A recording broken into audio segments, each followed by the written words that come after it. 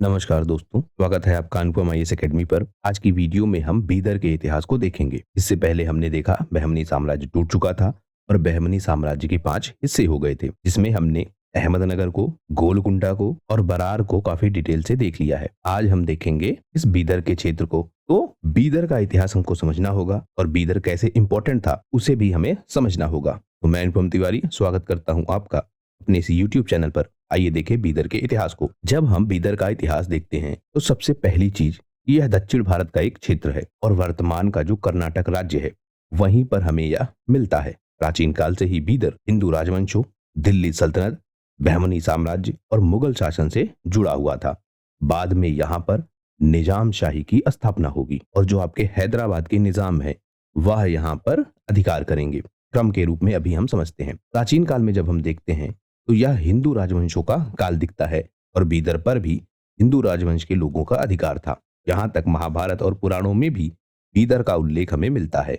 बाद में यहाँ पर सातवाहन वंश, उसके बाद चालुक्य वंश, उसके बाद राष्ट्रकूट वंश अपनी शासन व्यवस्था स्थापित करते हैं। उसके बाद 11वीं 12वीं शताब्दी में जो कल्याणी के चालुक्य हैं वह अपनी शासन व्यवस्था स्थापित करते हैं। उसके बाद जो होयसल वंश है वह अपनी शासन व्यवस्था स्थापित करता है। होयसलों के बाद यादव वंश और यादवों के बाद काकतीय वंश अपनी शासन व्यवस्था स्थापित करता है। तो इस तरह से जब हम प्राचीन काल को देखते हैं तो हिंदू राजवंशों का शासन हमको इस क्षेत्र में दिखता है। फिर जब हम बात करते हैं मध्यकालीन भारत की, तो उस समय जो दिल्ली सल्तनत है वह अपना विस्तार कर रही थी और इसी क्रम में 1321 में दिल्ली सल्तनत के सुल्तान गयासुद्दीन तुगलक ने इस क्षेत्र पर अधिकार कर लिया। 1347 में मोहम्मद बिन तुगलक के शासन के दौरान बीदर बहमनी सल्तनत का हिस्सा बन गया, यानी बहमनी सल्तनत का उदय हुआ और बीदर उसका हिस्सा बन गया। बहमनी सल्तनत के दौरान 1347 में अलाउद्दीन हसन बहमन गुलबर्गा या कलबुर्गी को अपनी राजधानी बनाता है। 1429 में सुल्तान अहमद शाह बहमनी गुलबर्गा से राजधानी ट्रांसफर करता है बीदर, तो बीदर बन जाता है राजधानी बहमनी साम्राज्य की। यहीं पर बीदर का किला बनवाया जाता है और मदरसा ए महमूद गवा का भी निर्माण करवाया जाता है। जो आपका महमूद गवा है वह बीदर के क्षेत्र से ही कनेक्टेड था और इसी के पतन के बाद बहमनी साम्राज्य का भी पतन हो जाता है। फिर बीदर पे स्थापित होता है फरीद शाही वंश। यह 1527 से 1619 तक बीदर पर अपना शासन बनाता है। 1527 में बहमनी साम्राज्य कमजोर हो चुका था, उसका विभाजन हो चुका था और यह 5 हिस्सों में बढ़ चुका था। बीजापुर, गोलकुंडा, अहमदनगर, बरार और बीदर। तो बीदर ने बरीद शाही वंश की स्थापना की या बीदर में बरीद शाही वंश की स्थापना हुई। अली बरीद शाह यहाँ पर बरीद शाही वंश की स्थापना करता है। यह वंश 1619 तक चलता है। 1619 में बीदर सल्तनत को जो बीजापुर का आदिल शाही वंश है वह हड़प लेता है और बीदर बीजापुर का हिस्सा बन जाता है। उसके बाद 1656 में औरंगजेब ने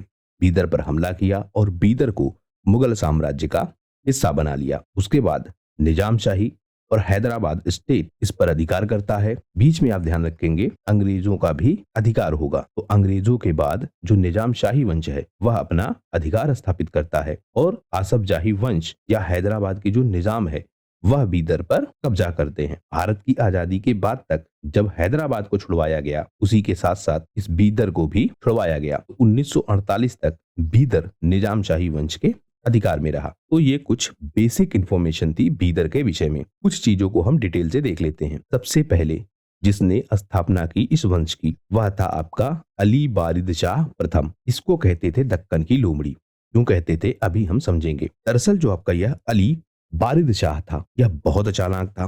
कब इसे किसके साथ जुड़ना है, कब किससे अलग होना है, कब किसके साथ युद्ध करना है, यह चीज यह बहुत अच्छे से जानता था और इतनी चालाकी से यह बरीद शाही वंश की स्थापना करता है और उसको बनाए रखता है। इसीलिए इसको कहते हैं दक्कन की लोमड़ी। दक्कन की जो अन्य शक्तियां हैं यानी बहमनी साम्राज्य, अहमदनगर, बीजापुर और गोलकुंडा, इनसे यह मित्रता बनाए रखता है जब इसको जरूरत होती थी। और वहीं जो मुगल वंश है जो बार बार इन पर अधिकार कर ले रहा था उनसे भी यह मित्रता बनाए रखता है। कारण क्या है समझते हैं। सबसे पहले यह एक चालाक व्यक्ति है। यह चाहता है कि किसी भी तरीके से चाहे मित्रता करके चाहे युद्ध करके जो बरीद शाही है वह कायम रहे, क्योंकि जो बहमनी सल्तनत है उसका पतन हो चुका है। बहमनी सल्तनत कमजोर हो चुकी थी तो इसने मौका देखा। मौका देखने के बाद इसने बीदर में अपनी सत्ता व्यवस्था स्थापित कर दी और बरीद शाही की नींव पड़ गई। हमने देखा था महमूद गवा को और उसके बाद उसी के स्थान पर इस अली बारिद शाह की नियुक्ति हुई थी,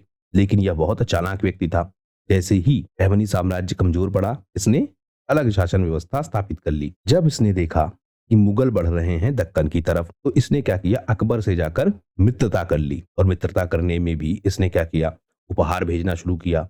यह कहलवाने लगा अकबर के दरबार में कि वह तो अकबर के ही साथ है, उन्हीं का एक तरीके से प्रतिनिधि है बीदर के क्षेत्र में। तो बहुत चालाक व्यक्ति था, जब जिधर इसको मौका दिखता था उधर यह जुड़ जाता था। इसने संधियां की, युद्ध किए और युद्ध में भी आप ध्यान रखेंगे जब आपका विजयनगर साम्राज्य से युद्ध होगा, उस युद्ध में भी यह भाग लेगा। सबसे पहला काम यह क्या करता है, बरीद शाही की स्थापना करता है, या आप ध्यान रखेंगे। फिर एक युद्ध हुआ तालीकोटा का युद्ध 1565 में। यह युद्ध क्यों हुआ, उसकी पृष्ठभूमि हम समझते हैं। हम देखते हैं कि जो दक्षिण भारत का क्षेत्र है, वहां पर आपका विजयनगर साम्राज्य स्थापित था। विजयनगर साम्राज्य एक हिंदू साम्राज्य था और जो आपका बहमनी साम्राज्य है वह था आपका मुस्लिम साम्राज्य, और जो 5 क्षेत्रीय शक्तियां बनी वह भी थी आपकी मुस्लिम साम्राज्य। तो हिंदू साम्राज्य विकसित हो रहा था और मुस्लिम साम्राज्य उसके प्रतिद्वंदी थे। विजयनगर साम्राज्य में जो इनकी राजधानी थी हम्पी, वह काफी प्रभावशाली थी, व्यापारिक केंद्र थी, बहुत सारी व्यापारिक गतिविधियां होती थी और बहुत कंट्रीब्यूशन कर रही थी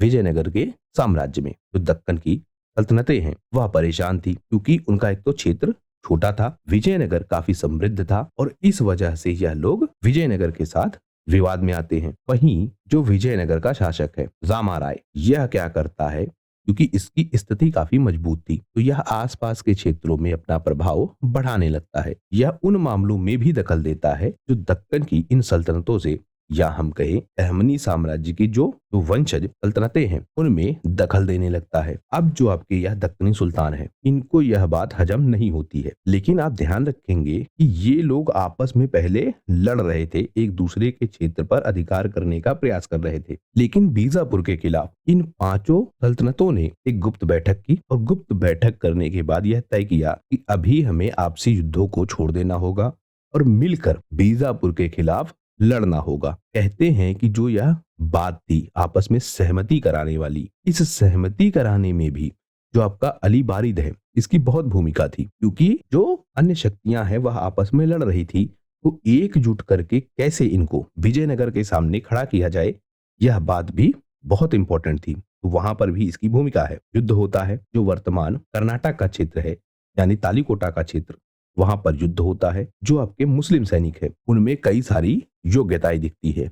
ऐसी योग्यताएं, एक तो इनकी घुड़सवारी वह काफी अच्छी थी, दूसरी इनकी तलवारबाजी वह भी काफी अच्छी थी, और इस वजह से जो विजयनगर साम्राज्य है वह युद्ध को हार जाता है। इस रामा राय को पकड़ा जाता है और हम्पी को लूट लिया जाता है। इस युद्ध के पीछे एक कारण हम और देखते हैं कि क्यों यह युद्ध रामा राय हार गए थे। हम जब देखते हैं आपका विजयनगर साम्राज्य, तो एक रेफरेंस के लिए सिर्फ आप कनेक्ट करिएगा, बहुत बेसिक बता रहा हूँ। विजयनगर साम्राज्य है, हरिहर और बुक्का ने इसकी स्थापना की। उसके बाद इनमें एक शासक आएगा देवराय प्रथम, और देवराय प्रथम बहमनी साम्राज्य से एक युद्ध हार जाएगा। और उस युद्ध हारने के पीछे जो बड़ा कारण था वह यह था कि जो आपका बहमनी साम्राज्य था उसमें अच्छे घुड़सवार थे, अच्छे तीरंदाज थे, अच्छे तलवारबाज थे। इसलिए अगर हम कहें कि जो मुस्लिम योद्धा हैं वह दिखते हैं जो विजयनगर पर भारी पड़ते हैं, और विजयनगर का जो साम्राज्य है वह पूरी तरीके से हिंदू साम्राज्य था। तो विजयनगर ने क्या किया, व्यवस्था में परिवर्तन, या फिर देवराय प्रथम ने क्या किया, व्यवस्था में परिवर्तन। ऐसा परिवर्तन, इसने जो मुस्लिम योद्धा हैं उन्हें शामिल करना शुरू कर दिया इसमें अपनी सेना में, और उसके बाद शासन संभालेगा देवराय द्वितीय, यह भी इसी व्यवस्था के साथ आगे बढ़ेगा। तो जो आपका विजयनगर है उस विजयनगर में बड़ी संख्या में जो आपके मुस्लिम योद्धा हैं वह शामिल हो जाते हैं, और जब यह मुस्लिम योद्धा शामिल हो जाते हैं तो विजयनगर की तरफ से युद्ध लड़ते हैं। तालीकोटा के युद्ध में यही मुस्लिम योद्धा युद्ध लड़ रहे थे विजयनगर की तरफ से। इसमें भी अली बारिद शाह बहुत भूमिका अदा करता है। यह किसी तरीके से इन मुस्लिम योद्धाओं को कन्विंस कर ले जाता है कि वह क्या करें, विजयनगर का साथ छोड़ दें, और यह योद्धा धोखा देते हैं युद्ध के मैदान में और विजयनगर का साथ छोड़ देते हैं। इस वजह से मतलब जब शुरुआती चरण में युद्ध होता है तालीकोटा का, तो विजयनगर बहुत पावरफुल दिखता है, लेकिन क्योंकि इसके योद्धा ही पीछे हो जाते हैं और धोखा कर जाते हैं तो अंततः विजयनगर युद्ध को हार जाता है। रामाराय पकड़ा जाता है। तो एक पृष्ठभूमि थी विजयनगर के हारने के पीछे। इसमें भी हम देखते हैं कि जो आपका अली बारिश शाह है, यह योद्धा नहीं है, मतलब युद्ध लड़ना इसको नहीं आता है, लेकिन इसने ऐसे गठबंधन बनाए, इस तरह की पॉलिसीज अपनाई कि विजयनगर साम्राज्य भी युद्ध को हार जाता है। तो इसीलिए इसे कहते हैं दक्कन की लोबड़ी। बहुत चालाक आदमी था यह। फिर इसने क्या किया, जो मुगल साम्राज्य है वह क्या कर रहा था, दक्कन की तरफ आगे बढ़ रहा था। इसने देखा कि मुगल साम्राज्य दक्कन की तरफ आगे बढ़ रहा है, तो इसे पता था युद्ध यह कर नहीं पाएगा क्योंकि इसका साम्राज्य बहुत छोटा है। तो इसने क्या किया, अकबर से दोस्ती कर ली। अकबर को उपहार भेजना शुरू कर दिया, दोस्ती का प्रस्ताव भेजना शुरू कर दिया। यानी यह कहने लगा कि हम तो आप ही की तरफ हैं, बस आपके नाम से हम शासन चला रहे हैं। तो यह अकबर से मित्रता कर लेता है और इसका लाभ यह मिलता है कि अकबर आक्रमण नहीं करता है और जो आपका बरीद शाही वंश है वह इसकी इस योजना के कारण भी सुरक्षित रह जाता है। लेकिन फिर बाद में जो बीजापुर है वह बीदर पर अधिकार कर लेता है। 1619 में यह हमला होता है और बीदर बीजापुर का हिस्सा बन जाता है। हम देखते हैं कि जो आपका बरीद शाही वंश है वह बहुत कमजोर था, मतलब कोई बाद में बड़ा योग्य उत्तराधिकारी इसको नहीं मिलता है। सैन्य रूप से यह पहले से ही कमजोर था। तो जब शासन आता है अली बरीद शाह का, यानी अली बरीद शाह तृतीय, 1609 से 1619 तक इसका शासनकाल है। इस समय जो बीदर है वह काफी कमजोर है, ना तो उसके पास कोई बड़ी सेना है, ना उसके पास कोई बड़ा सहयोगी राज्य है। आप यह भी ध्यान रखेंगे कि जो अन्य शक्तियां हैं वह भी कमजोर हो रही थी और एक दूसरे पर अधिकार कर रही थी। तो बीदर भी कमजोर हो चुका था। जो बीजापुर सल्तनत है वह अपनी शक्ति को बढ़ा रहा था। उनका सुल्तान इब्राहिम आदिल शाह द्वितीय एक महत्वाकांक्षी शासक था और लगातार अपनी सल्तनत का विस्तार कर रहा था। बरीद शाही कमजोर है, तो इसने क्या किया, बरीद शाही पर आक्रमण किया और इसे अपने अधिकार में ले लिया। अधिकार करने के पीछे एक कारण हम और देखते हैं कि जो मुगल सम्राट है अकबर, वह विस्तार कर रहा था दक्षिण भारत के क्षेत्र में। पहली बार समझौता हो जाता है और इसी तरीके से बीदर बच जाता है। लेकिन अकबर क्योंकि लगातार विस्तार कर रहा था और उस समय उसने बीदर को छोड़ा था, तो उसके पीछे कारण यह था कि जो अन्य क्षेत्र हैं उन पर उनका ज्यादा फोकस था। यानी अकबर का फोकस था जो अन्य शक्तियां हैं उन पर अधिकार करना। बीदर को वह बहुत कमजोर क्षेत्र के रूप में देख रहे थे और कोई बड़ा खतरा नहीं देख रहे थे बीदर को, इसलिए बीदर को छोड़ा गया था। लेकिन जब अकबर अन्य शक्तियों को जीत लेता है तो धीरे धीरे बीदर पर भी वह आक्रमण करने की योजना बनाता है। इस बात की भनक लगती है किसे, बीजापुर को। मतलब बीजापुर को यह एहसास था कि अगर वह अधिकार नहीं करेगा अकबर आकर या फिर मुगल साम्राज्य आकर अधिकार कर ले जाएगा। इस वजह से भी बीदर पर आक्रमण किया गया और बीजापुर ने बीदर को हथिया लिया। बाद में औरंगजेब पूरे बीजापुर को ही हथिया लेगा और वह मुगल साम्राज्य का हिस्सा बन जाएगा। तो इस तरह से बीदर सल्तनत का उदय हुआ और अंततः उसका पतन हो गया। इस वीडियो में फिलहाल सिर्फ इतना ही। वीडियो यदि पसंद आया हो तो प्लीज शेयर कीजिए अपने दोस्तों के साथ, सब्सक्राइब कीजिए इस चैनल को। आपका हमसे जुड़ने के लिए बहुत बहुत धन्यवाद। आपका दिन शुभ हो।